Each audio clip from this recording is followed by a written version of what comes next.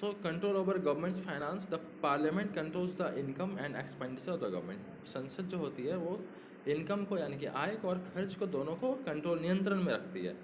The government receives money through various taxes, जो सरकार है वो उनके पास पैसा आता है कहाँ से, बहुत सारे टैक्सेस से जो हम पे करते हैं, हम कॉमन पीपल आम आदमी जो उसको हम लोग पे करते हैं ना। It spends this money on various welfare programmes for the people, और वो पैसा कहाँ पर खर्च होती है, हमारे जन कल्याण के लिए। The income and expenditure are shown in the budget that is prepared everywhere by the government. ठीक है, इनकम और एक्सपेंडिचर को हमेशा हर साल तैयार किया जाता है, ताकि सरकार के द्वारा कहाँ कितना खर्च होना है, कहाँ से कितना पैसा लाना है।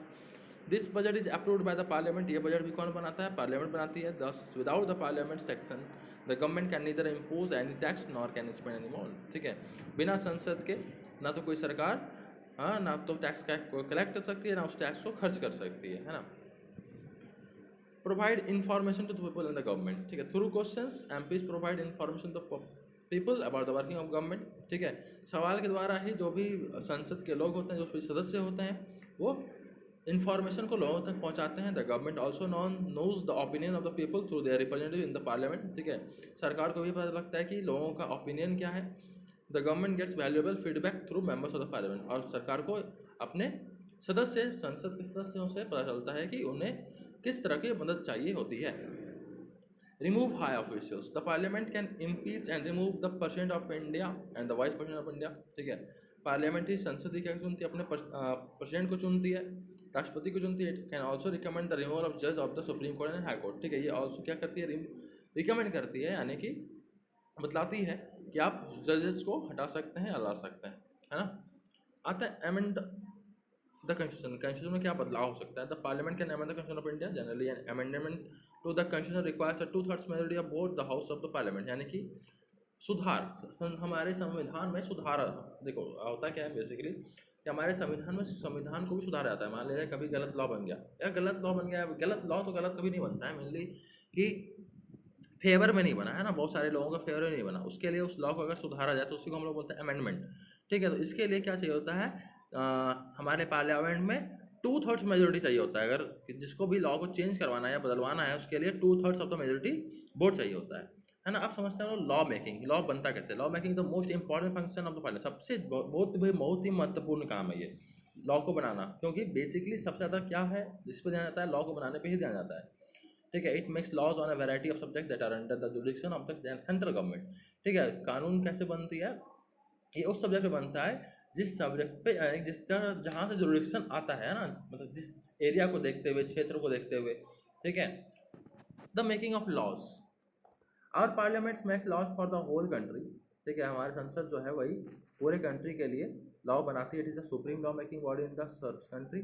सर्वोच्च हमारे देश के लिए सर्वोच्च जो लॉ मेकिंग बॉडी वो क्या है, पार्लियामेंट ही है। It has the power to legislate on all subject that are under the jurisdiction of the central government. ठीक है, इनके पास इतना क्षमता होता है, इतना ताकत होता है कि कोई भी तरह का सब्जेक्ट्स पर क्या बना सके और कानून को बना सकती है। It can enact new laws और चेंज द एक्जिस्टिंग वंस। ठीक है, नए लॉ को ला सकती है और जो पुराना है, ठीक है, उसको बदल सकती है ना। The proposal for a law is called a bill. There are 2 types of bill. ठीक है, जो लॉ बनाने के लिए जो प्रपोज किया जाता है उसको हम लोग क्या बोलते हैं, बिल बोलते हैं ना। जो जब तक देखिए मान बिल किसको बोलते हैं, कंफ्यूज नहीं हो ना, जो पार्लियामेंट में जो बन रहा होता है ना उसको बोलते हैं बिल। जब वो बन के तैयार हो जाएगा तब वो अगर देश में लागू हो गया तब उसको हम लोग लॉ बोलेंगे। ठीक है, तो हमारे देश में हमारे पार्लियामेंट दो तरह का लॉ बनता है, एक ऑर्डिनरी बिल्स, एक मनी बिल्स। ठीक है, आप समझते हैं ऑर्डिनरी बिल क्या होता है, मनी बिल क्या होता है। The bills other than money, कुछ नहीं लिखा हुआ है, सिंपल सा लिख दिया हुआ है क्या, the bills other than money bills are called the ordinary bills, यानी कि जो मनी बिल नहीं है वो ऑर्डिनरी बिल है। अब इसका मतलब क्या, समझो बात को। This bills can be introduce in either house of the parliament, यानी कि दो हाउस होता है, हम क्लास में बताए थे, एक लोअर हाउस एक अपर हाउस। लोअर हाउस को हम लोग बोलते हैं लोकसभा, अपर हाउस को बोलते हैं हम लोग राज्यसभा, है ना। ये जो ऑर्डिनरी बिल है ये दोनों में से कहीं भी बन सकता है ना। They can be introduce by either of minister of the government और any other private member of the house. ठीक है, या तो ये मिनिस्टर मंत्री के द्वारा बनाया जा सकता है या फिर किसी भी प्राइवेट मेंबर के द्वारा बनाया जा सकता है हाउस में। After discussion on the bill in one house voting is done. ठीक है, अगर बिल बन गया तो वोटिंग होता है उसके लिए।